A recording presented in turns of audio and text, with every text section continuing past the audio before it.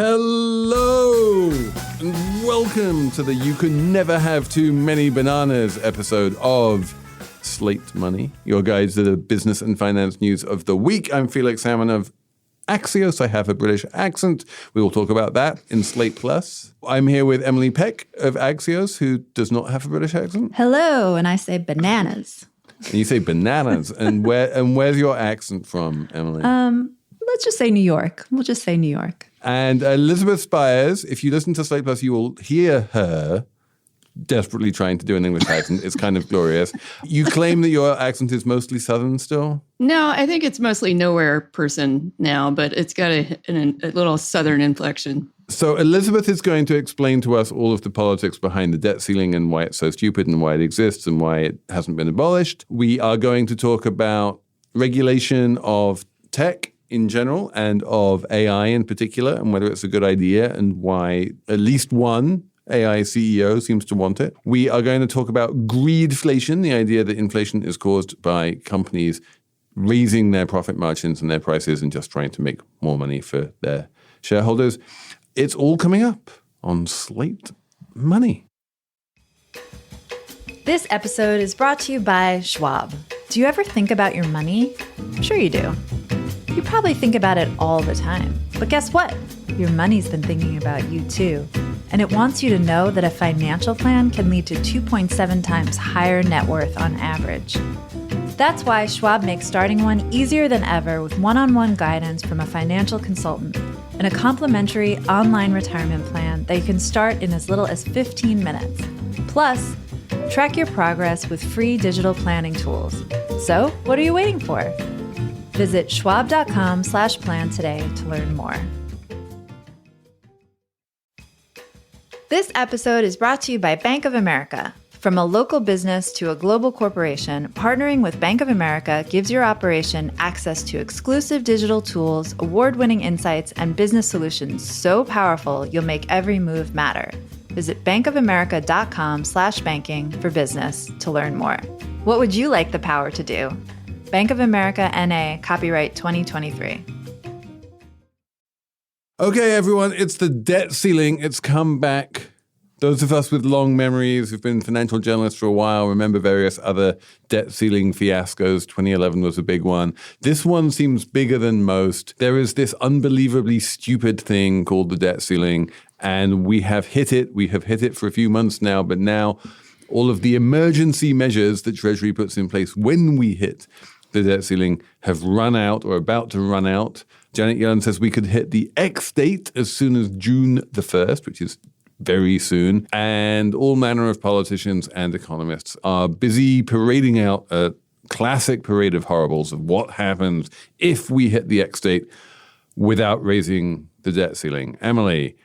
Felix. How are you thinking about all of this? Wow, great question, Felix. I'm thinking first along the lines of this is so stupid, I can't believe this is a thing. People probably already know, but the debt ceiling is Congress says we want to spend this money. And then we have to spend this money. We have to spend this money. We're going to spend this money. And then for some reason, they have to vote again to spend the money. It doesn't make very much sense. It's like you run up a credit card bill and then you have to decide whether or not you're going to pay it. It's like the time for deciding how much to pay was earlier, but there is this provision that says you have to vote to have a maximum limit on the debt ceiling. Do I have that right? One way to understand this is just to really understand where it comes from historically, which is that back in the very early days of the Republic, if the United States wanted to borrow money, Congress would need to authorize a bill to borrow that money. And the power to make such authorizations always resided in the Congress. And then at some point in the sort of financialization of sovereign debt, people realized that individual congressional authorizations for every single Treasury bond issue would be infeasible and crazy. So instead of authorizing every single Treasury bond issue, Congress instead just said, you know what, Treasury, you can go ahead and just issue bonds, as many as you like, up to a limit of X. And that's basically what we've been doing up until now. All borrowing is still ultimately authorized by Congress, only instead of doing it on a issue-by-issue basis, they do it up to a certain limit basis. So basically, instead of doing it in the dumbest possible way, we do it in a slightly less dumb way. But ultimately, yeah, what Emily is saying is right, which is that the spending decisions have been made. So we have a legal obligation, because these are laws that have been passed by Congress, to spend this money. And there is a finite amount of money that we bring in that taxes. And so that means that in order to fulfill our legal obligation to spend the money, we need to borrow the difference. And the real rub comes when you hit the debt ceiling. And Congress has to raise the debt ceiling. It has done so many, many times in the past, and it will do so again this time. But the later it does that, the more chaos it causes, and the more that people worry that at some point they might raise it so late that there could be the D word. I feel like the threat of default is always kind of a red herring, because what inevitably happens is that Republicans, especially now, believe that there's some political value in just obstructing anything that Democrats want to do. So they opt for blocking any raising of the debt ceiling as a kind of nuclear option. So they say, we're not going to compromise on anything, and hope that they can back Democrats into a corner to get them to roll back spending commitments. And then if they do that, Democrats are less effective in this term, and that's part of what they want. And especially if they can get them to roll back things around social welfare programs, that aligns with their political incentives. But they don't actually have very much incentive to create a default. That would be bad for everybody. It would be bad for Republicans too. So it always feels like a game of chicken to me, where you do kind of know that the outcome is going to be fine. There's not going to be a default, but it's all political theater in front of it. And it's just particularly bad. So let me ask you a question, Elizabeth, that Justin Wolf has put on Twitter, and I thought it was a very good one, which is, you don't think there's going to be a default? Probably, I don't think there's going to be a default. But where would you put the probability of default? And he said, would you say it's, less than 1%, less than 10%? If he was saying, and I think he's right, if it's north of like 25%, then that's really quite terrifying and way too high. Oh, yeah. I don't think it's ever been north of 25%. Where would you say it is now? Estimate. Now I think it's very low, because Kevin McCarthy just came out with a statement that he said he thought they'd reached an agreement in principle that'll get hammered out this weekend.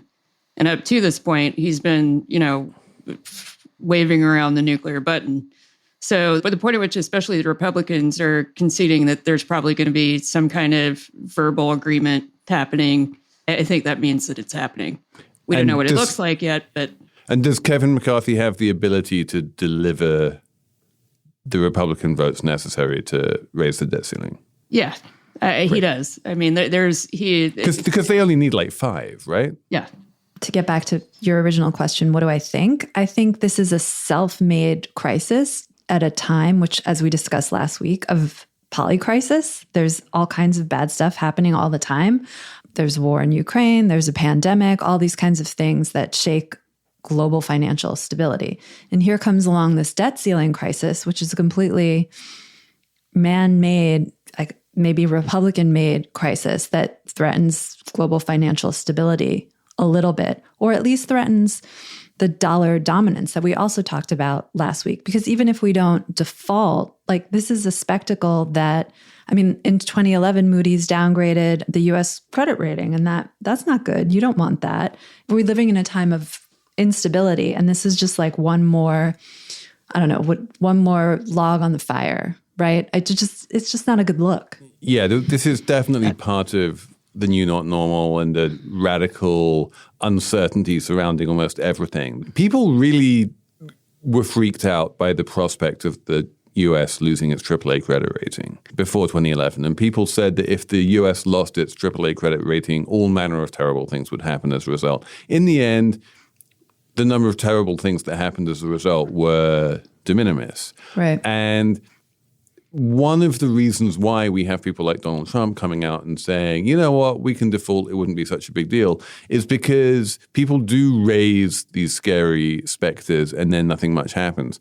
if the US were to default on Treasury securities, which is not the same as the Treasury Department's own definition of default, but if it were to like miss coupon payments and principal payments, I do think that would cause major financial dislocations in the money markets and in the way that money moves around the world, and it would have really nasty knock-on effects in the world of finance and banking. Given that the money would certainly end up getting paid back eventually, the long-term damage would not be, is hard to measure, and it could be enormous and it could be tiny. But the point is that we just don't know. And that degree of we have no idea how bad it could be is very much part of what my book is about and is kind of terrifying and, as you say, completely unnecessary. Yeah. Yeah. There are people who, let's say that we thought default was a probability and all the smart people also think that. Should we talk about the potential workarounds there? Minting the coin, issuing premium bonds, that sort of thing, where you're not as reliant on Republicans in Congress to Before we talk about that, I'd love to just dig in a little more on what default actually means, because I think that's pretty interesting. Yeah. So Felix mentioned the worst case from a financial and markets perspective is if the Treasury fails to pay the coupon on its bonds. But the money that they need also goes to pay Social Security payments, Medicare, Medicaid, pay federal workers, all that stuff could get cut off as well. And that comes at a time when people have lost a lot of trust in the federal government to begin with. If Social Security recipients don't get their Social Security payments, that's a disaster. It might not rock the markets. They're still paying on the bonds, but it's not a good outcome either. Right. And this is a conversation which I've been having with Treasury at some length and going around in circles a lot, is precisely this question. If you talk to Janet Yellen or listen to her speeches, and she has reiterated this over and over again, she considers that to be a default. She's like, if someone getting Social Security checks, or even just a federal employee, doesn't get their pay that they've been promised, then that is the government reneging on a promise of the U.S. government, and that is a default. And that would be catastrophic in and of itself. And she doesn't like the idea of making a distinction between those kind of promises and the promises to pay the coupons on Treasury bonds. She's like, it's all default. And the reason why I don't buy it is because that actually happened as recently as 2013. We had a government shutdown and, various federal employees weren't paid. They missed their pay for some time. And so by that definition, on some level, we already had a default 10 years ago, right? And the sun rose the following morning and it was no big deal and it wasn't catastrophic. Now, Treasury will say that wasn't a default. That was because Congress had failed, there was an appropriations failure rather than a running out of money problem. And that it's not about the cash flows. You don't look at do federal employees get their money to work out whether there's a default? You have to ask, why did federal employees not get their money? And if it's because something appropriations, then it's not default. And if it's something debt ceiling, then it is a default. But I feel like at this point, the definitions start becoming very fuzzy. And I'm sitting here going, if you're an employee and you don't get your paycheck, do you really care what the reason is? And does it make that much of a difference as to one would be catastrophic and the other one isn't? I think the optics are terrible. And if you're a federal employee, you don't give a fuck which one it is. But don't you think the sophisticated people, the markets differentiate between the two? Yeah, and I really do think they differentiate, which is one of the reasons why 2013 was not catastrophic, because the markets don't actually care about anything other than the Treasury bond market. Right. Yeah. Yes, I think that's right. Then I think default should be confined to the bonds, the Treasury bonds, and everything else is a whoopsies. And the Treasury has said over and over again that they don't have a mechanism to continue paying the Treasury bonds, to prioritize payments on the treasury bonds and to like default on other people like Social Security recipients instead. And no one believes them. Yeah, I don't believe that. Because, and the reason no one believes them is because there's actually a bunch of Fed minutes from 2011 where the Federal Reserve Board brought in a woman from Treasury who went into some detail about how Treasury had this contingency plan for doing exactly that. And you're like, look, you've already explained this plan exists. You can't pretend this doesn't exist.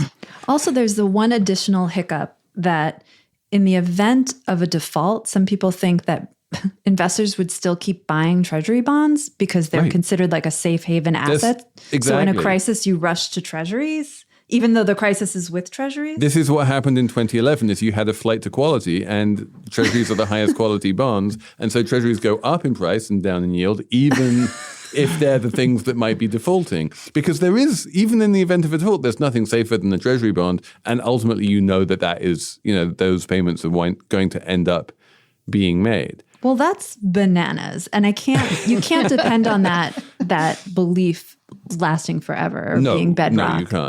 That's what we were saying before about instability and like testing these it's a testing a boundary, and eventually you're gonna break it. I do think that the boundary is fuzzy, though. As I say, like there was something which looked a little bit like a mini default in 2013. It wasn't a default on treasury bonds, but it was a default on federal obligations. There was something which looked a bit like a mini default in 1979 when there was like some computer glitch, which meant that various coupons didn't get paid on time. In 1971, 72, when Nixon came off the gold standard, that was basically a default on countries that had foreign reserves, which they thought were convertible into a certain amount of gold, turned out not to be convertible into anything like that much gold. And so they basically lost a bunch of money, and that was an obligation of the US in some sense. In 1933, when Roosevelt, got rid of convertibility to the gold standard, like that too was basically a default to anyone outside the country. I think there was a default in the 19th century as well. These things do happen occasionally. But yes, I can't remember the last time there was a real big rich Western country defaulting, with the possible exception of Greece in 2011, 2012. And that was huge. We all remember how catastrophic the Greece crisis was. Well, it does help that a lot of developed countries don't have a debt ceiling and find the entire idea certainly does, preposterous. Yeah. So, no sensible country has a debt ceiling. I guess now is the time we talk about the cuckoo bananas. Did I say bananas already in this segment? You can never have too many bananas. Now we can talk about like the kind of far out theories that people are floating right now, including 14th Amendment and I guess the platinum coin. Who wants to go? Who wants to explain either one of those? So I had a really interesting meeting a couple days ago about the 14th Amendment. This is as what one does, as you do. Nerds do. And it's interesting. It was, and there are a bunch of super interesting stories behind how it was constructed and why it's worded the way it is. And as with all of these constitutional amendments, they're all written in this very sort of weird, concise, hard to pass language. But long story short, it is almost certainly the case that a debt default would be unconstitutional, and that therefore Treasury has the obligation to continue to borrow money, even if that means breaching the debt ceiling. And what would happen if they did that would be that immediately various members of Congress or someone else would sue them and say, like, you've broken the rule because there's this law about debt ceilings.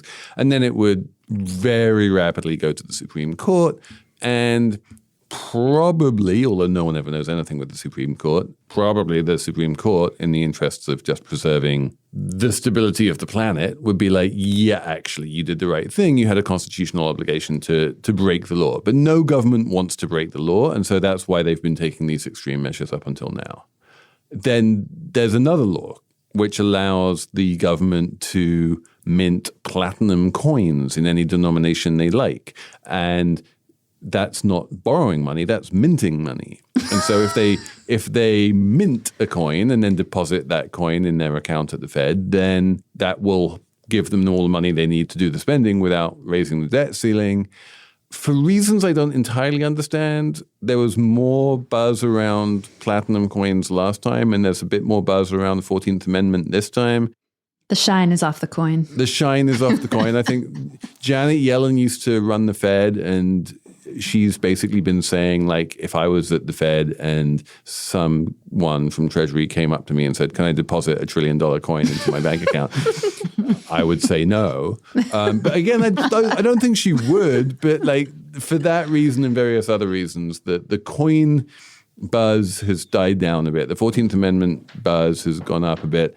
And then there's a little bit of sort of kick the can down the road buzz about doing these things called premium bonds or, you know, buying back bonds at below par and, you know, things that allow you to borrow a bit more money because of the arcane rules about how public debt is calculated in terms of face value of the debt, blah, blah, blah, blah, blah. But that doesn't really solve the problem. All that does is it just pushes it down the road a little bit. Just yeah, thinking it's a temporary solution, though. The premium bonds idea seems like the least crazy one to me. The correct and true thing to do is to eliminate it, right? We can all agree on that. Like, we need to abolish the thing, but there has never been anything close to a majority of Congress who wants to eliminate it. I don't even think there's a majority of Democrats who want to eliminate it. It's a tool of leverage, and that's what it is. The Republicans use it as leverage to get things they want, and the Democrats, one assumes, would like to use it to get leverage at some point too, perhaps. Well, it's not just that. It's that if one party is going to build support for it, they have to make an argument to the public that restricting, you know, the public views this as a way of restricting spending. So even a lot of Democrats think that governments, you know, government institutions overspend in certain areas.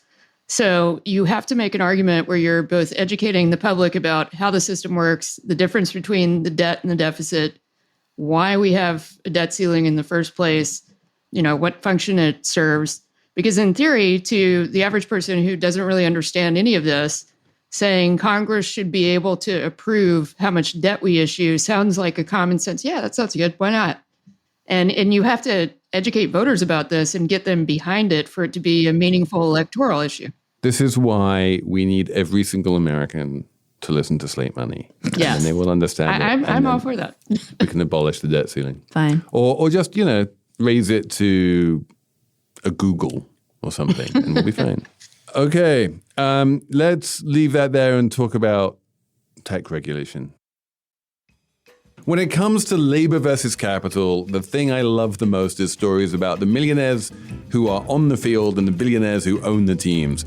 And you can't get a less sympathetic team-owning billionaire than Jimmy Dolan, the dreaded owner of the New York Knicks, whose name elicits a torrent of boos from his own fans. Reign of Error is a new podcast series that gives you a courtside seat for the controversies, scandals, and drama that seem to follow Jimmy Dolan wherever he goes. He is a man born to immense privilege. He made his money the old-fashioned way by inheriting it, and Reign of Error tracks his rise from aspiring musician to the throne of one of sport's most beloved franchises. One $6 billion question permeates this scandalous saga. Why doesn't he just sell the team? Find out by following Reign of Error wherever you get your podcasts. You can listen early and ad-free on the Amazon Music or Wondery app. This episode is brought to you by Charles Schwab. Schwab's passion for serving clients is more than standard practice. It's part of who they are. With transparent pricing, 24/7 live support, and a satisfaction guarantee, the people at Schwab go the extra mile to help you on your investing journey. They're not just financial people, they're people too. Learn more at schwab.com/whyschwab. Did you know that Discover is more than a credit card? With Discover's online savings account, you earn 5 times more interest than the national savings average. 5 times. There are no monthly fees, no minimum deposit, and no monthly balance requirements. It's FDIC insured up to the maximum amount allowed by law. Learn more at discover.com and start saving with confidence today. Discover Bank, member FDIC. There seems to have been a bunch of news since last we talked about such things in the world of the government getting involved or not getting involved in what big tech companies do. A couple of headlines here. The European Union looks like it's going to levy an enormous fine on Meta, or Facebook as it's better known, for taking a bunch of information about European Facebook users and storing it in the United States. And the Europeans are like, well, this is going to allow the Americans to spy on Europeans, and you're not allowed to do that, and we're going to fine you. And Facebook is saying, but this is what we do, is we have our servers in the United States. We have a bunch of hearings on Capitol Hill about AI and whether it should be regulated and how it should be regulated and what the regulations should look like, which remind me a lot of the kind of hearings that we used to have about crypto, where you'd have all of the crypto people coming along to Capitol Hill and saying, please regulate us, and the Congress doing absolutely nothing. But there does seem to be this general consensus among both the AI crowd in Silicon Valley and Congress that AI should be regulated somehow, although there doesn't seem to be any real expectation that such regulations are going to materialize anytime soon. And then the third thing that caught my eye was Ron DeSantis, the governor of Florida, unilaterally banning something that doesn't exist, which is kind of impressive, which is a central bank digital currency in Florida. And he basically said, this is woke capitalism, and if we have a central bank digital currency, then the government will be able to stop you buying guns. And so I'm banning it. And none of this makes any sense. But on a profoundly basic level, a central bank digital currency by definition is legal tender. If it wasn't legal tender, then it wouldn't be a CBDC. And if you ban legal tender in one of the states of the union, then that is basically civil war. And I don't think people understand how profoundly important this really stupid bill was. And so there's a bunch of stuff going on here. And Elizabeth is the kind of person who understands politics around these parts. Is any of it constructive or useful? I mean, it's useful to DeSantis because there is a lot of anti-central banking sentiment on the right. And a lot of it's just completely irrational. A lot of it's, the bankers are the Illuminati, the Fed is evil, blah, blah, blah. And he understands probably that it would be unconstitutional and it would never go anywhere. But as somebody who's running for president and leaning hard into culture war issues, just passing a law that he knows is going to get overturned still buys him some political currency with the people he's trying to court, because they just see it as it being an anti-central bank thing. They don't really look at it any deeper than that. So Emily, given the way that this kind of regulation and these kind of laws can easily wind up just getting used for really dumb grandstanding, is there any reason to hope or believe that congressional or government regulation of the technology industry could or should be actually useful and a good idea somehow?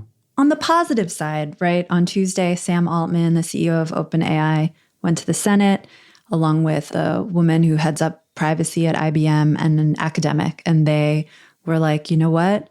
Artificial intelligence is good, but it's also very dangerous. Please, we need regulation. And why I'm saying this is positive is because this is a little bit unprecedented. I know you talked about crypto people doing it, but they kind of did it a little after the fact. And Mark Zuckerberg kind of did this too, went and said, please, we would love to be regulated. But he did it after he got in trouble, after people started saying this Facebook isn't as good as we thought it was. Then he said, oh, yeah, no, it can be bad, so you should regulate us. So this is sort of, and my colleague Ashley Gold had a nice piece on this. This is sort of the case of the tech people getting out ahead of things and saying, we want to be regulated. I think Altman compared AI to nuclear power or nuclear bombs and said, we need some global standards. And the woman from IBM said, you need to treat it like prescription drugs. So that's kind of positive, though I don't think you want an industry deciding what regulation looks like. That's probably not a good idea.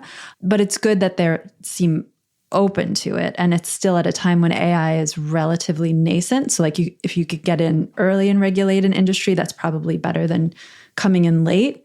So that's like on the good side. On the bad side is like Congress is not very good at regulating the tech industry. I mean, we had this week a decision from the Supreme Court basically punting on section, I forget what it's called, punting basically on this rule that really lets digital platforms get away with publishing whatever they want, because that rule doesn't make any sense anymore in the current internet era, but made sense a long time ago. But Congress never caught up on its own rules. Like Congress is just not very good at regulating tech. That's the point I'm trying to make. That's A. And B, it's just a little bit dysfunctional on getting anything done. Do you mean Section 230? 230. Thank you. There you go. Sorry, Section 230. The Supreme Court this week punted on Section 230 and didn't say anything about it when people were hoping for that. There's a self-interested reason, though, I think, for Sam Altman to show up in Congress and say, I want to be regulated. And it's basically that if you're the guy who's running OpenAI, which has been heavily funded, and is already entrenched as one of the larger players, if you convince them to regulate the industry, part of what you're doing is blocking out smaller players that are going to have to pay to jump over those regulatory hoops.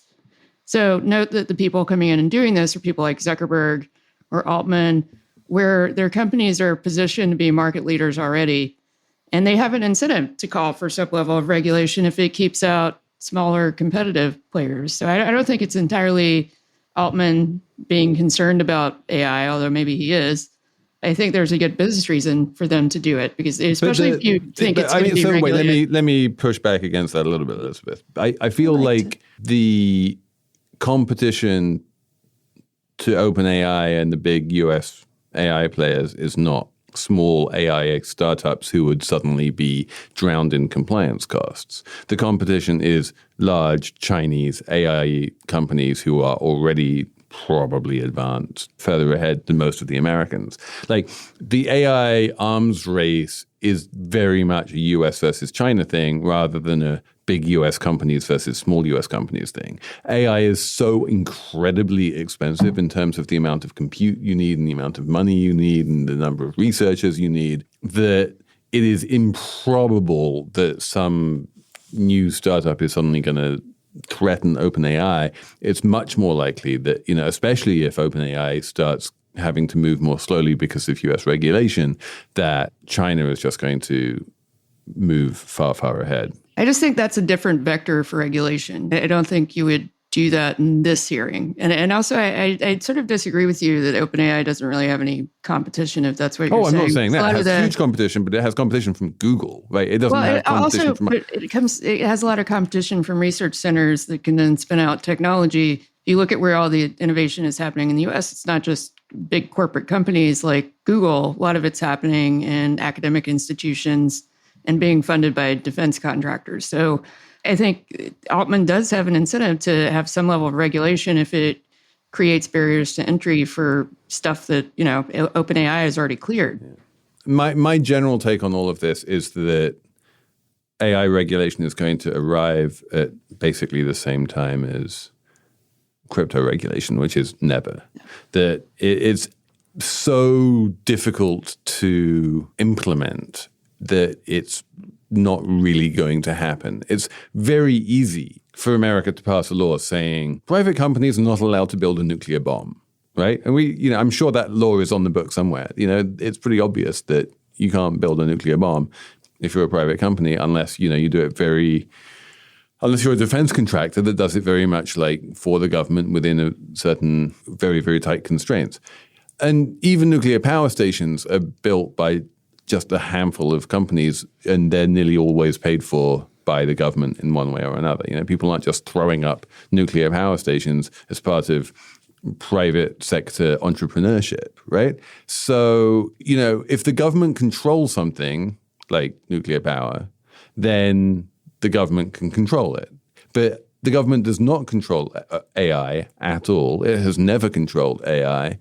And I think that horse is out of the barn now, and we're not going to have that degree of government control. And it's all well and good to say AI should be regulated like nuclear power, but it's not remotely similar. I wonder if it's comparable to like the auto industry, because when cars were first invented, it was mayhem on the streets.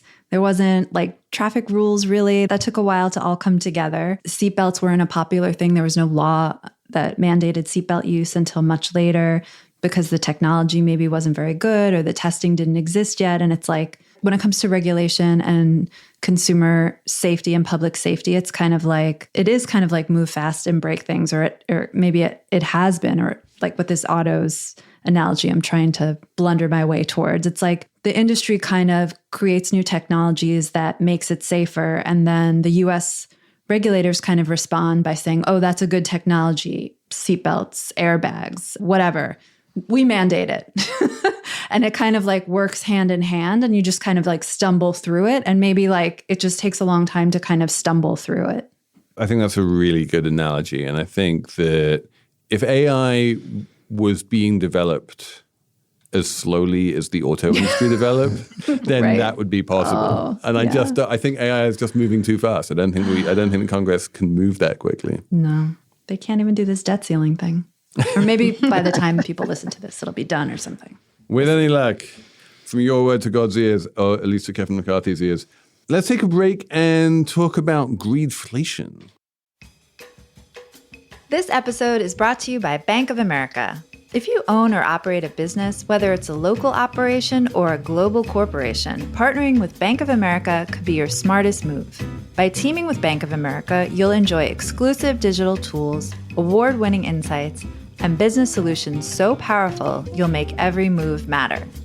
Position your business to capitalize on opportunity in a moment's notice. Visit bankofamerica.com/banking for business to learn more. What would you like the power to do?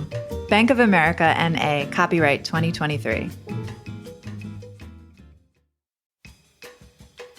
This episode is brought to you by Bank of America. If you own or operate a business, whether it's a local operation or a global corporation, partnering with Bank of America could be your smartest move. By teaming with Bank of America, you'll enjoy exclusive digital tools, award-winning insights, and business solutions so powerful you'll make every move matter. Position your business to capitalize on opportunity in a moment's notice. Visit bankofamerica.com/banking for business to learn more.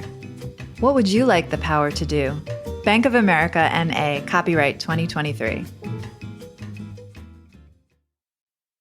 Emily, you had a great story about greedflation this week. I really liked it. Correct me if I'm wrong here, but the big idea is, first of all, the definition of greedflation is basically the reason we have inflation is because companies are raising their prices and they're greedy and they want to make more profits. And the first obvious retort to that is, wait, what else is new? Companies are always greedy and they always want to maximize their profits, and they have some kind of weird fiduciary duty that they should maximize their profits. And so why would that cause inflation now?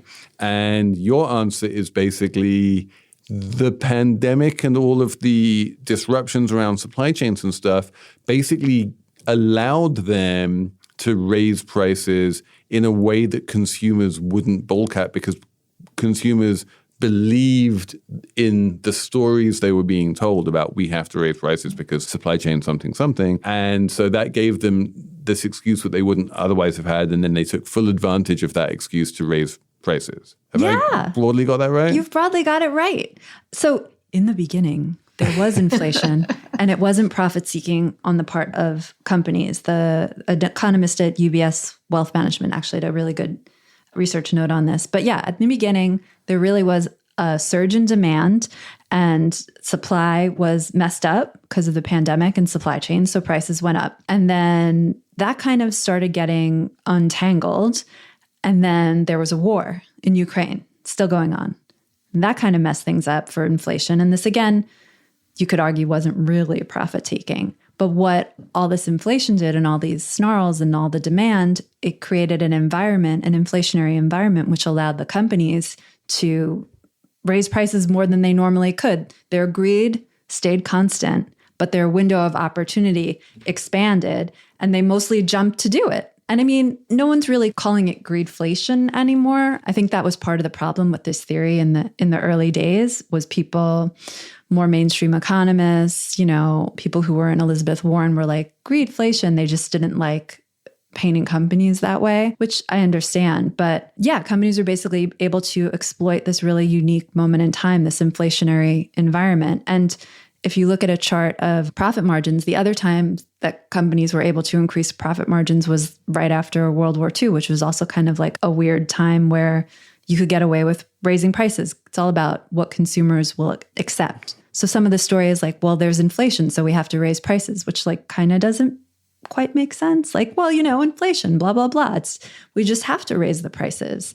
And so that is greedflation. It's real. And more, I think economists now are sort of looking at it and studying it and trying to figure out how it works. Because the solution that we have in place to fight inflation, it really fights it on the demand side, right? It's like you raise rates to kind of like crush the economy, and then people have less money to spend, so the demand goes down and prices kind of fall. But if the reason prices went up is because companies are doing it, there might be other less painful solutions out there than raising rates and like causing a banking crisis, blah, blah, blah.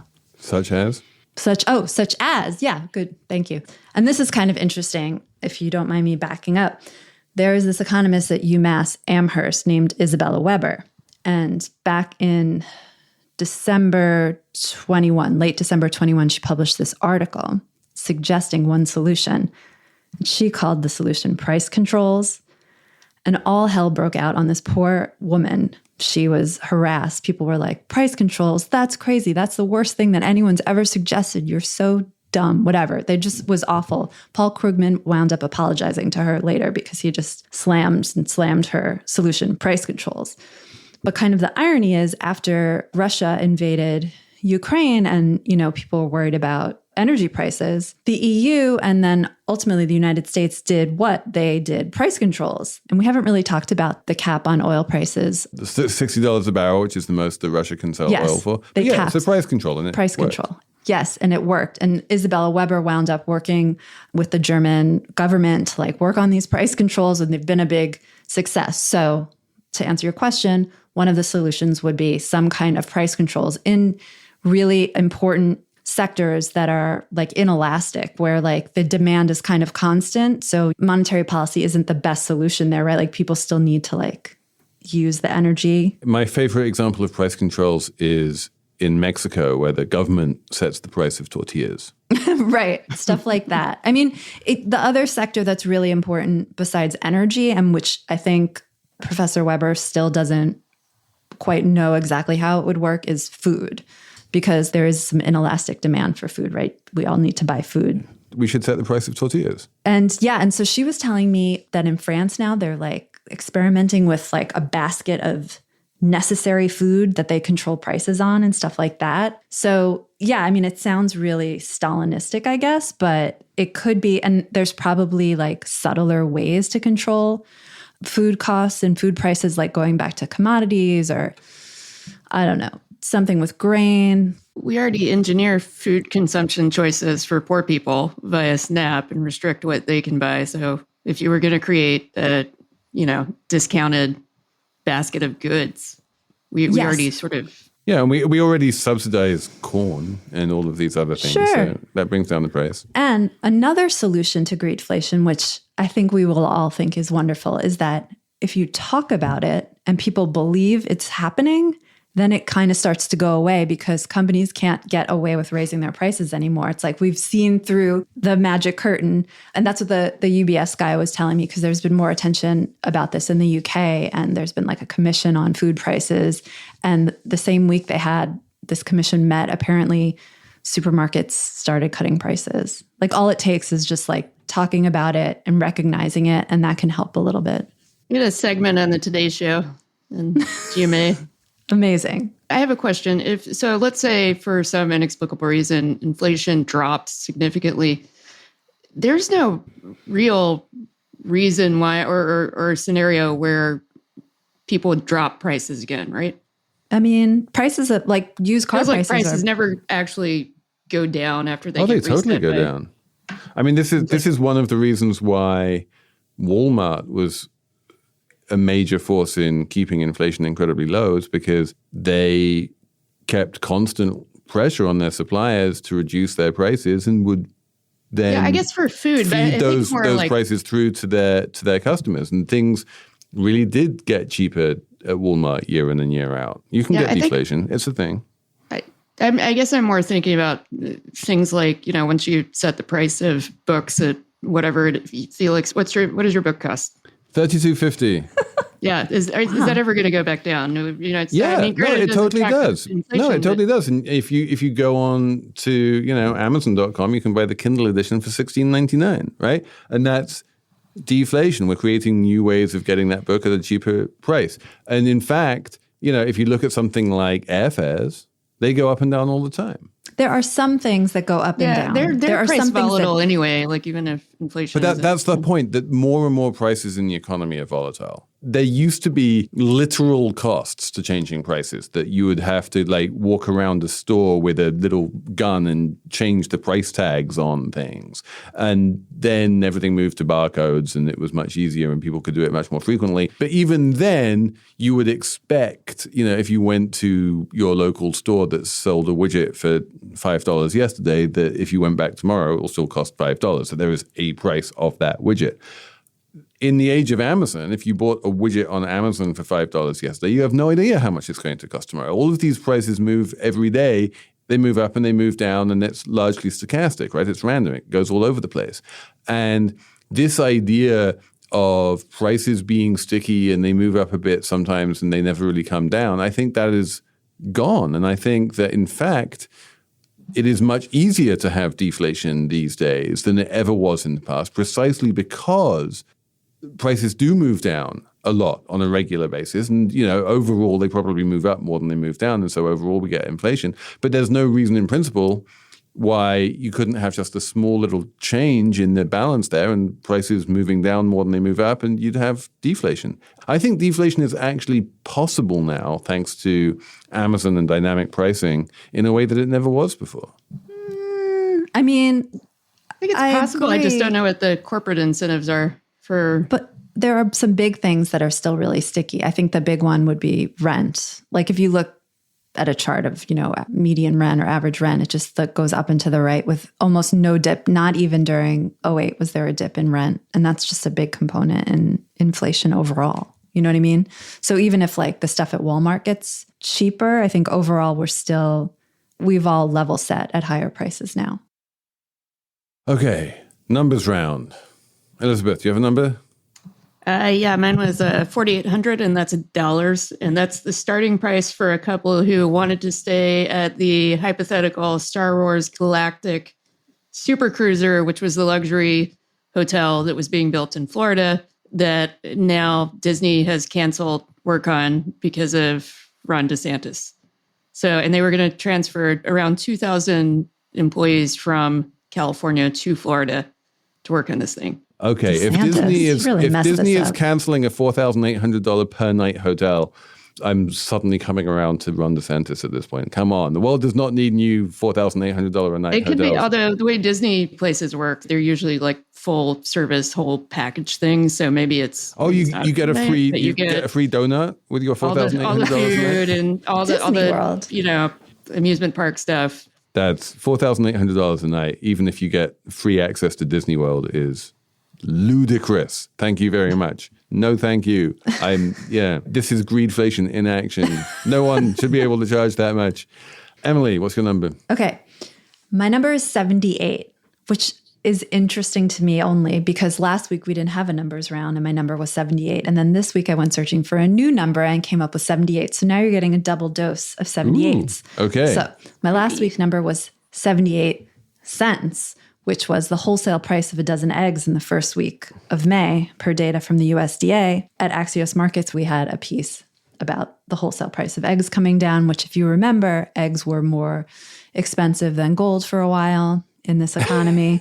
And to Elizabeth's point— Not literally, but basically they were gold and everyone dyed potatoes instead of eggs for Easter, blah, blah, blah. Anyway, no one dyed potatoes. No, I know. No one did. But people wrote stories about it or talked about it as a thing. So we'll talk about it as a thing. But that thing is coming down. Egg prices are now coming down. So that was 78. And then my number this week that I thought of doing was 78%.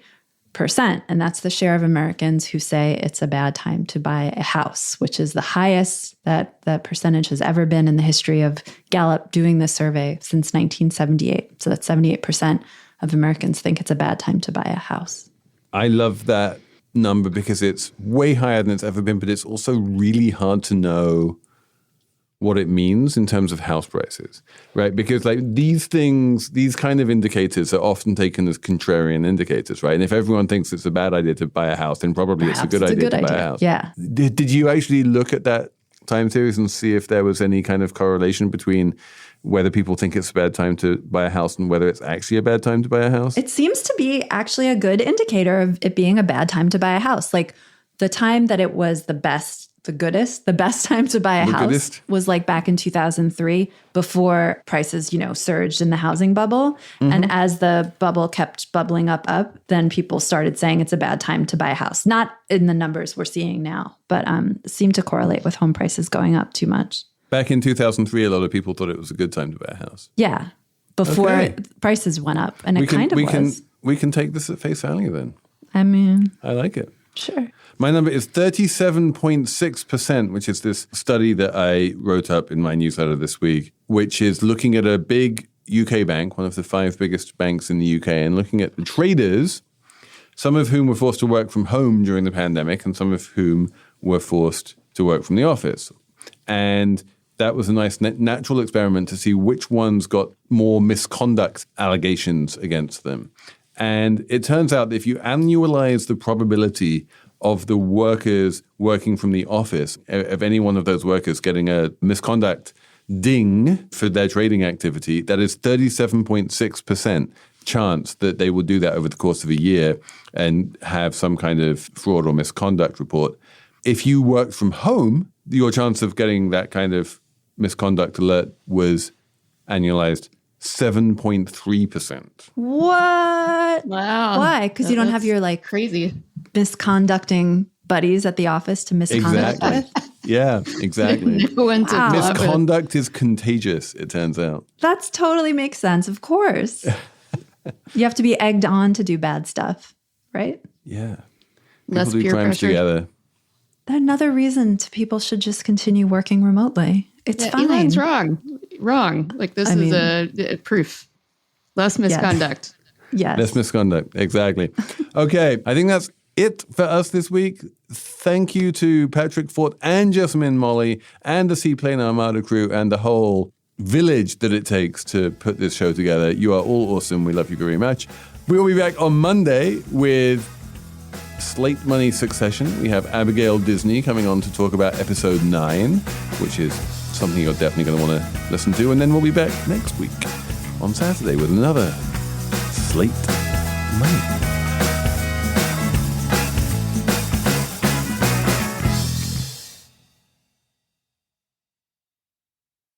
Hey everybody, it's Tim Heidecker. You know me, Tim and Eric, Bridesmaids, and Fantastic Four.